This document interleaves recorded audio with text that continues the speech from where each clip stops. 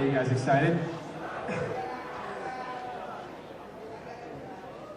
All right, so today we have a special guest. She's going to talk about mindfulness and the teen brain. Her name is Morey, and she is the Executive Director of Inward Bound Mindfulness Education. She began practicing meditation at age 14 on teen retreats offered by the Insight Meditation Society. She returned every year for 6 years and then participated for 10 years in the young adult mentoring group. Jessica has attended longer retreats in Asia and the US and is a founding board member and lead teacher for Inward Bound Mindfulness Education teen retreats. Jessica has also worked in clean energy and climate policy and finance. She holds a bachelor's degree in environmental engineering from Dartmouth and a master's degree and master's degrees in sustainable development and international affairs. She's an avid yoga practitioner and skier, and she loves dancing in any form. We'd like to thank some of the sponsors to help her come as a guest today. Hannah's House, a local nonprofit organization for emotional well-being. And Indy Ewald of Indy Yoga and National Life Insurance for helping to sponsor her work with our school and community. Please. As always, we do ask for your respect and undivided attention. We'd like to invite up Jessica. Come on up. Thank you, guys. Thanks a lot. Okay, great. Good. Hello? Good. Y'all can hear me? Okay, great. Thanks for getting up so early. I just want to put it on the record that if I was in charge, high school would start a lot later. But and so thanks for being awake and being here this morning. I'm going to talk about mindfulness and the teen brain. And so just off the bat, who here has heard of mindfulness? Do you know what that is? Some folks? Yeah? Did anyone see this, the cover of Time magazine? This was last month. That's not me. No. She has blonde hair. But so this is, it says the mindful revolution. So this is on the cover of Time magazine. It's basically just demonstrating how popular and widespread mindfulness is getting nowadays. And so I just want to share a little bit about what that is, and then also why you might care, basically, and what's happening in your brain, particularly right now, as adolescents, and how mindfulness could impact that. So what about this? You guys know who these guys are? No? Yeah? And what just happened with this team? Super Bowl, right? So the Seattle Seahawks just won the Super Bowl, and they actually have a mindfulness coach. So every player for the Seahawks learned mindfulness. And there's actually a headline news article that said, "Hippies win the Super Bowl." So, and this was the picture from that. So they actually, the football players were learning mindfulness. You know, there's not enough evidence to say that's why they won the Super Bowl, but it could have been helpful. And then this is a Congressman, Tim Ryan, from Ohio, and he just wrote a book called The Mindful Nation. And he actually has a group in Congress that they meditate together every week and do mindfulness. So it's just to show you that it's really getting pretty popular. There's also a few companies, Google, Apple, they all have meditation rooms in their headquarters. And Google actually just created it's a course for their employees. It's called Search Inside Yourself, where they learn mindfulness and practice it at work. So what is mindfulness? And so actually, taking a step back from that, what is your mind? Right? So to just begin that, let's just try, where is your mind? If you had to point to your mind, where would you point? To your head, up here? Okay, so let's try a little experiment, right? We'll bring your hands out in front of you. Okay, on the count of 3, we're going to clap our hands. Okay, ready? Well, on the count of 3. Ready? I'll count. 1, 2, 3. Okay, then if you feel comfortable, close your eyes and feel your hands. Just notice any sensations you feel in your hands. Right? Maybe noticing tingling sensations in your hands. So right now, where is your mind as you're feeling your hands? Okay? So this is something fascinating about our minds, that it's not just up here in our brain, right? So your mind can go anywhere in your body. It can also go to the past. It can go to the future. So it's something that's a little bit bigger and beyond our brains. And actually what scientists are finding is that our minds can actually shape and change the structure of our brain. And particularly for adolescents, as your brains are changing so much right now. So let's talk about that. So anyway, definition of mindfulness. When you hear the word mindfulness, what do you think of? So anyone just shout out words. The soul, awareness. Anything else? One mind. Okay, great. Awareness, that's good. So this is a definition that's commonly used of what is mindfulness. It involves paying attention on purpose, in the present moment, with kindness and curiosity. So without judgment, just noticing what's happening with kindness. In both, it's not just internal, it's not just watching what's happening in your own body, but it's also, mindfulness includes being mindful of people around you, of noticing their emotions, of noticing your relationship to things just as they are. So this is a good working definition of what mindfulness is. So does that sound easy or hard to do? Oh, easy? Let's try it, okay? So right now, if you feel comfortable, I want to invite you to close your eyes, okay? And we'll try not to fall asleep. So you can close your eyes. Also close your mouth, all right? And feeling your feet, just bring your attention down into your feet. You might even just wiggle your toes a little bit and see if you can actually feel your toes. And as you do that, can you notice each toe? Or are there some kind of blank spots in the toes? Maybe the middle ones. Can you notice your middle toes? And then bring your attention up to your knees. Can you feel the fronts and the backs of your knees? Are there any sensations there? How about your butt on the chair? Can you notice that contact in your back on the chair? And then as you bring your attention up, noticing if you're breathing. Yeah? And how do you know that you're breathing right now? Where do you feel that in your body? So we'll keep our mouths shut, just a few more minutes. All right? So just know, and is your breath deep or shallow? So just for 30 seconds, see if you can keep your attention just noticing the sensations of your breath this morning.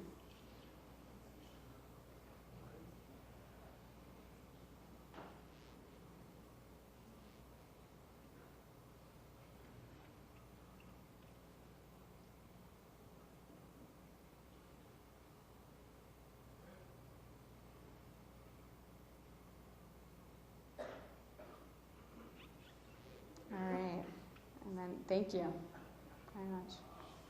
So who did that feel easy? Who was it easy to keep your attention on your breath? You can just raise your hand if that felt easy. And so did your minds just totally go off someplace else and get lost? Yeah? Okay, that's totally normal. That's what our minds do. They have a habit of going off and thinking about a million things. And so the reason why we practice mindfulness is to practice trying to stay present and actually notice what's happening. So, and there are a lot of benefits to doing that. So one of them, as we mentioned, is performance. So, and that's why the Seattle Seahawks have their mindfulness coach, because they found that practicing mindfulness significantly improves performance in sports. So that's one of them. And also, is anyone here a musician? Play music? Yeah? Great. So what would happen if you were playing music and you were just really distracted the whole time, right? Probably wouldn't play as well. Also in exams, right? Any kind of exams or schoolwork. And finally theater or performance in that way. So who knows who Phil Jackson is? Yeah? Never heard of him? All right, well, Phil Jackson is an NBA coach. He coached the Lakers and the Bulls, and he's won the most NBA championships of any basketball coach in history. And he makes all of his players learn mindfulness. Right, so Kobe Bryant, I don't really know sports, but I know him. So, but he actually makes them practice mindfulness. The first thing he teaches his players is how to put their socks on and pay attention to feeling what it's like to put your socks on, right? And then who has to take, does anyone have to take SATs in the near term? Yeah? So have you guys ever been in a test when you're so anxious about taking the test that everything that you studied goes out of your head? Yeah.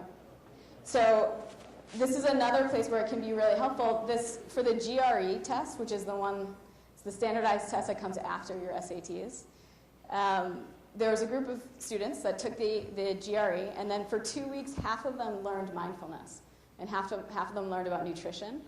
The half that learned mindfulness took the GREs, they both took the GREs 2 weeks later. The half that learned mindfulness, their scores went up 16 percentile points just from learning mindfulness compared to the group that learned nutrition in those 2 weeks, right? So this can be a really powerful practice in whatever it is that you want to perform better in. And then there's all sorts of other benefits in terms of stress, depression, pain, improvements in relationship, anger, eating, sleeping. It can be really, really helpful and beneficial for sleeping. So, and so all of that is research-based. They've seen in research improvements in all those areas. And then one of the places that's been most interesting is changes in the brain that scientists have seen from doing mindfulness. So this is a monk. His name is Mathieu Ricard. And some people say that he is the happiest person on the planet. He's been a Tibetan monk for many years. So he's spent multiple years, like 7 years, in silent meditation retreat. Okay, so he's a total expert at doing these kinds of practices. And so at a university in Wisconsin, they stuck all these electrodes to his head to try to see what was happening in his brain when he was meditating. So this is a really interesting piece of research. Basically, one of the things they've started to notice when they put electrodes on people's heads, there's different levels of activity in the front of our brains, the prefrontal cortex, the right and left. And they found a basic trend. The more activity on the left side of your brain, the happier people tend to be. The more positive moods they tend to have. And the more activity on the right side, the more depressive or anxious, negative moods people tend to have. And they found that most people kind of lie along a sort of middle continuum, and we basically have a set point. We're sort of born with a basic mood point that's more or less happy. But what they found when they looked at Mathieu Ricard's brain and a few other of these monks was that the activity on the left part of their brain was off the charts. So that basically the kind of happiness, the positive mood states in these brains were far beyond anyone else they had studied. And so they thought, okay, well, that's amazing. People want to be happy. That would be great. And they thought, well, you know, who's going to go meditate for 7 years in a cave? That's not going to happen. So would it be beneficial for just like normal people like us, if we meditate a little bit, how does that impact the mood set point? So they taught people an 8-week course of mindfulness. And all they did was practice about 30 minutes a day for those 8 weeks. And they tested their brains before and after. And in just that 8-week period, they saw a shift in their brain activity towards the left. So kind of saw this shift in mood through the activity in the brain towards more happiness and less depressive moods. And people also reported feeling that way. So that was just 8 weeks of 30 minutes of practice. Okay, and so this is really important because there's a lot happening in your brains right now. So 12 to 24 is one of the most active times of brain changing in humans. So I want to talk a little bit about that and how mindfulness can be beneficial. So one of the biggest things I just talked about was the prefrontal cortex. That's changing really rapidly right now in all of your most of your brains, not your teachers. But it can change also in adults. So I just want to give a little kind of very basic brain science overview, okay? So you can bring your hand up, too, right? This will be our brain model, okay? So if you bring your thumb in and then wrap your fingers over it, this is a good model for the brain. So it's like this. It goes, that's basically your brain. So this part, the palm and the wrist, is your brainstem, okay? So brainstem is the oldest part of the brain. And we say oldest because it's fully developed when you're in the womb. As soon as you're born, your brainstem is fully developed. It also evolved earliest. So reptiles also have a brainstem. The thumb, this is your limbic area, okay? And that's wrapped inside. There's actually two of them. So you have two thumbs. And that limbic area is responsible for emotions and also memory. So that part, your emotion part, is also hyperactive right now. Has anyone noticed that in themselves? Right? Or like a change, so maybe a little bit more emotionality or emotional changes since when you were 10 to now. So that part of your brain is really active right now. And it's also the fight, flight, or freeze part of your brain, right? It's the part of the brain that developed 200 million years ago. It's half developed when you're born, so it's a little bit newer than the brainstem.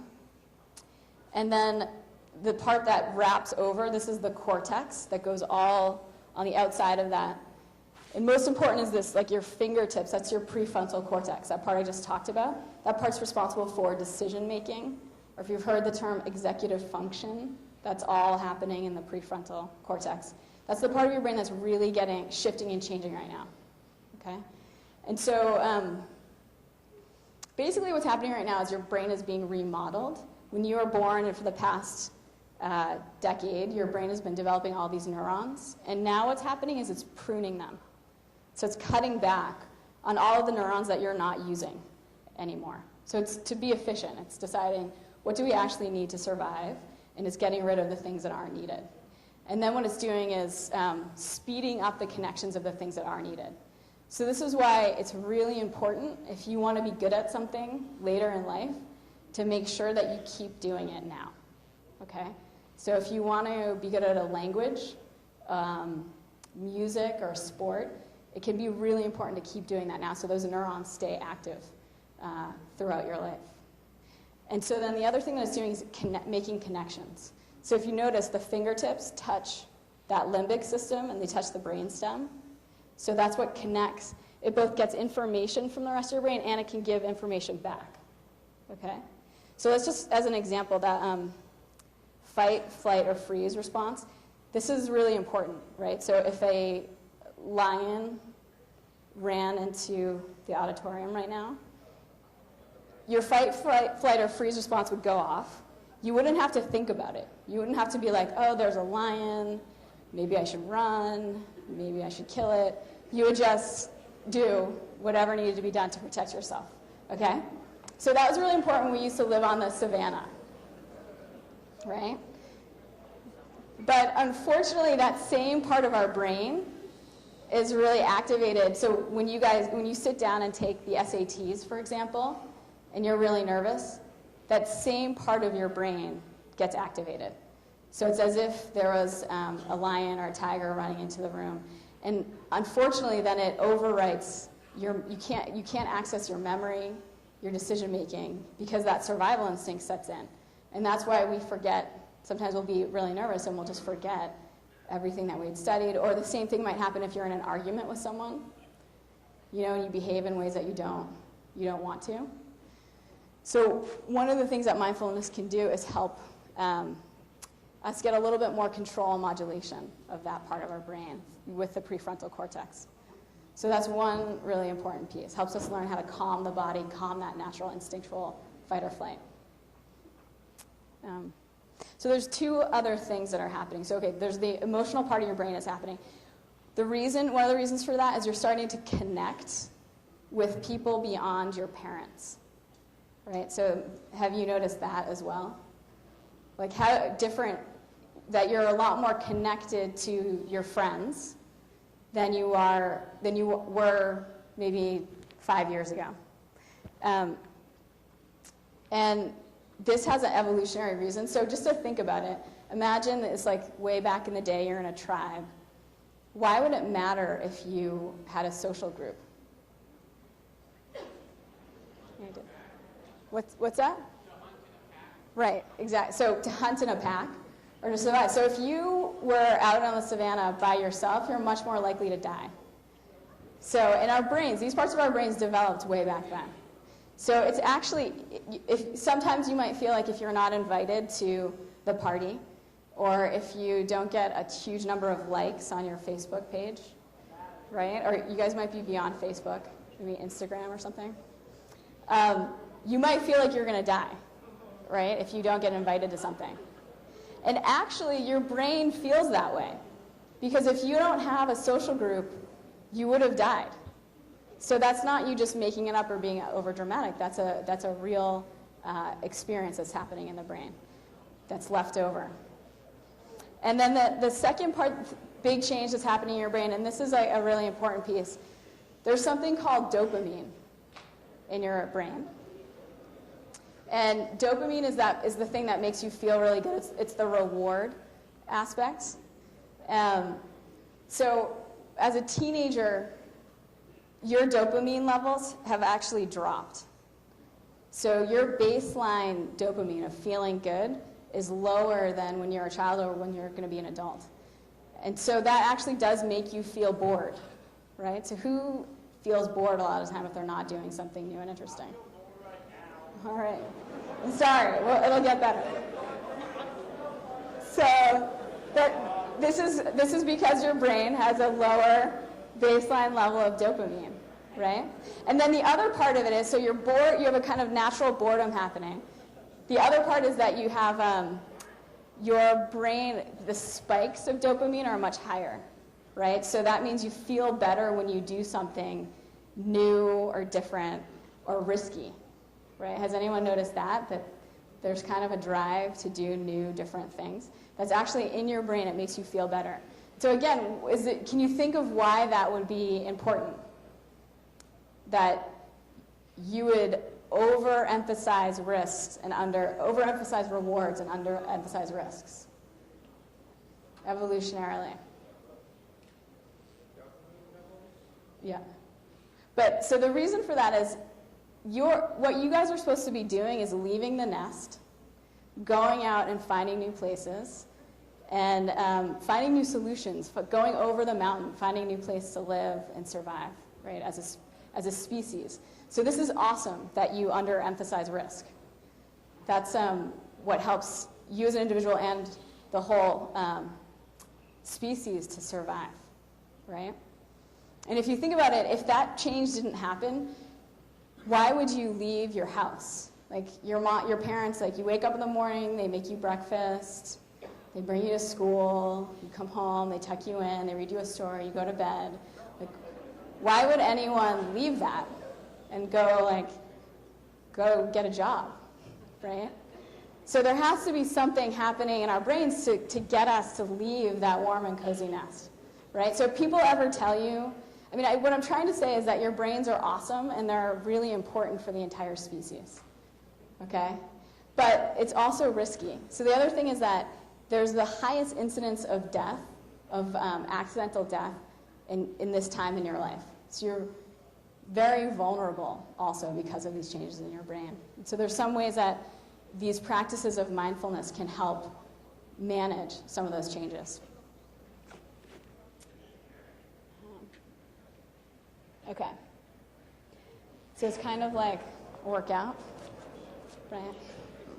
So it's sort of like a workout for our brains.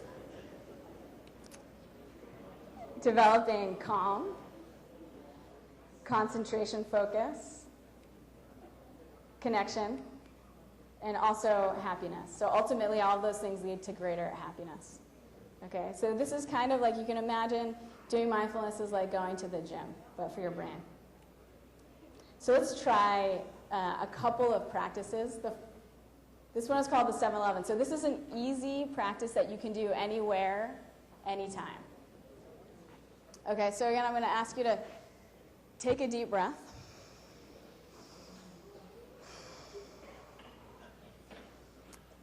And just for 3 breaths, we're going to count the breaths. So on the inhale, we'll count up to 7.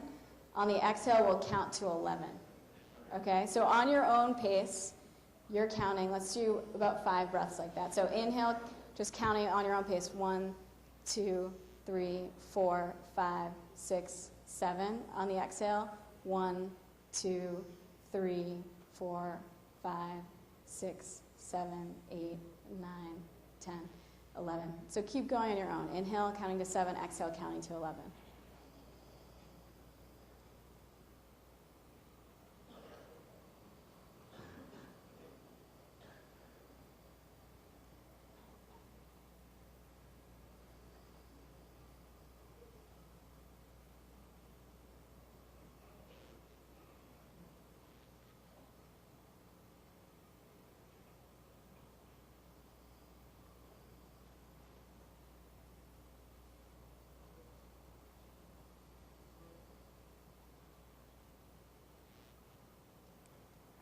Okay, great.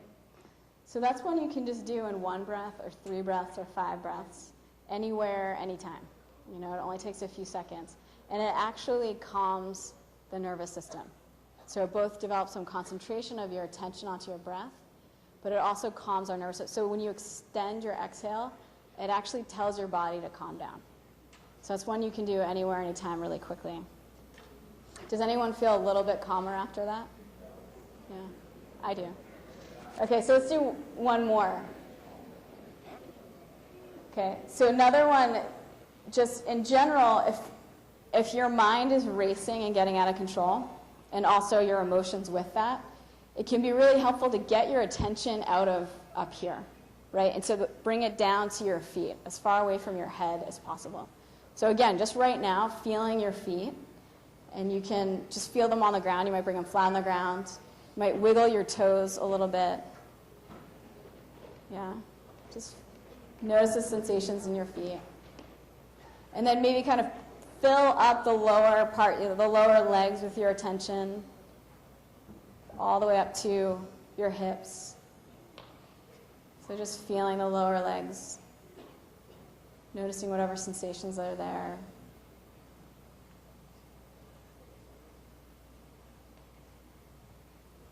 And you can keep the attention just there in the lower legs, or you can bring it up into the rest of your body, just noticing what else is happening. And we always feel emotions in our body somewhere. So you can also, the first thing, you can feel yourself grounded in the lower part of your body, and then just notice the sensations related to your emotions. Whether that, like, notice the rate of your heartbeat, notice if you have any sensations in your stomach. And so sometimes it can be a little bit easier just to feel the sensations in the body rather than tracking all the crazy thoughts. And that by itself can help kind of calm things down and ground us. Yeah. So those are 2 quick techniques. And again, that one you could do for 20 minutes, or you could just do it for a minute. And it's a great one that you can do before a test. So you're sitting down about to take a test, bring your attention into your feet, feel the legs, and then just checking in with whatever emotions are happening. Take some breaths, and then go into your test. And what's great about that also is you can do it when you're just walking around. You can do it on the sports field. Say the game is about to start, just feel yourself grounded, feel your feet, notice your emotions, go. So these are quick things you can do to come into the present moment and ground yourself. And so the last one, as I mentioned, mindfulness is not just an internal practice, it's also external. And it's a way that we can be connected more authentically and in a more satisfying way with the people around us. So we're going to try this next exercise, and I'm going to ask I'm going to put some faith in you. So you're going to be able to talk to each other, and then we'll kind of draw it back in. Okay? Can we do that, do you think? Okay. So in terms of talking to each other, The hardest part of this practice is actually listening to the other person, right? So you're gonna find a partner, person next to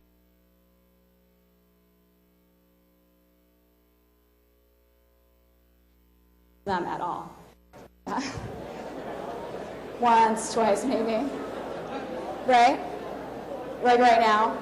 And so the thing is, we're going to practice actually listening to the other person when they're talking. And so the trick of this, the hard part of this is, when we're asked to say something like that, we start kind of rehearsing. Like, what am I going to say? And that's going to sound cool. And now maybe I'll say this. No, I'm going to say that. And, right? And the other person is talking. You don't even hear them.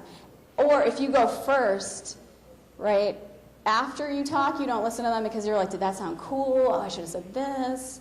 Like, we're just evaluating what we said. So on either side, see if you can actually just listen to the other person. And then when it's your time to talk, whatever comes up, just share it, okay?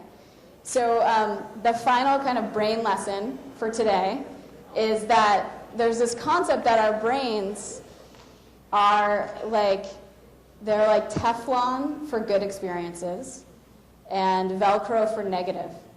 And this is another biological, sort of evolutionary development, right? So when we were, again, out in the jungle, if you remembered where, the beautiful flowers were in the certain kind of opening in the woods, that would be nice, but it wouldn't really save your life. But if you remembered where the bear lived, that would save your life, right? So we remember negative experiences much more easily than we remember positive experiences. And again, you might have had that experience. Like, you could have a day where you might get complimented maybe 10 times by different people, and then one person says something negative to you. What do you remember at the end of the day? What's going on? What are you ruminating about, right? Usually that one negative thing from someone, okay? So this is another place we have to train our minds to pay attention to the positive things in our life and override the negative.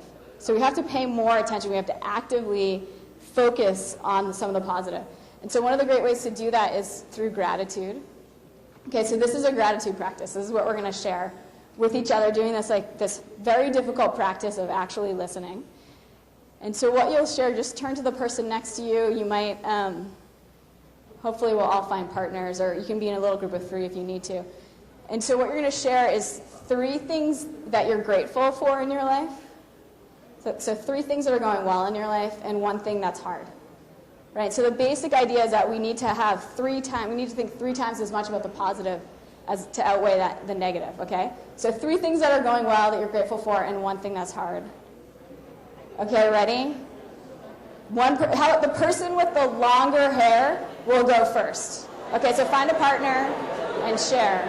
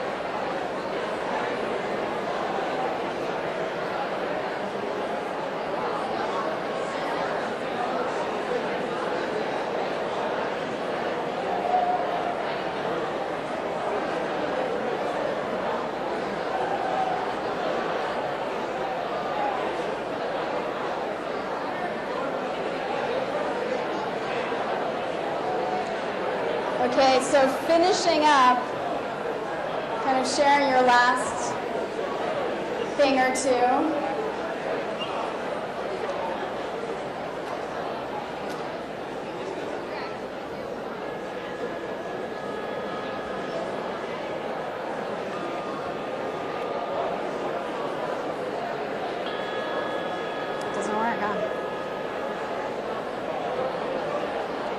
Okay, so finishing up.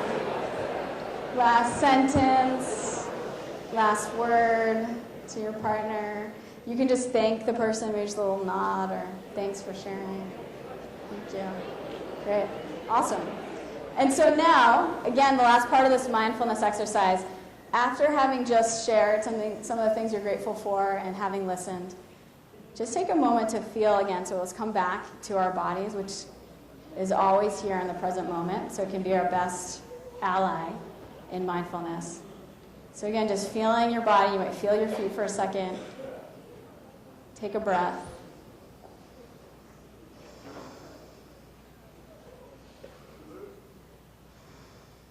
And then noticing any emotions that are happening now. Just see, did anything shift? Do you feel any different sensations or emotions in your body? Just from reflecting and listening to gratitude for a few minutes.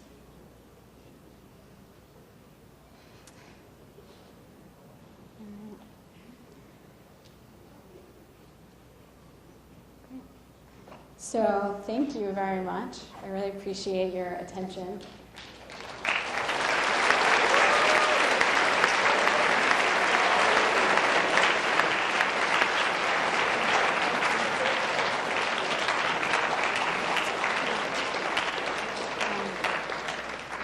And I think I'll see some of you in health class. We'll do a little bit more practice.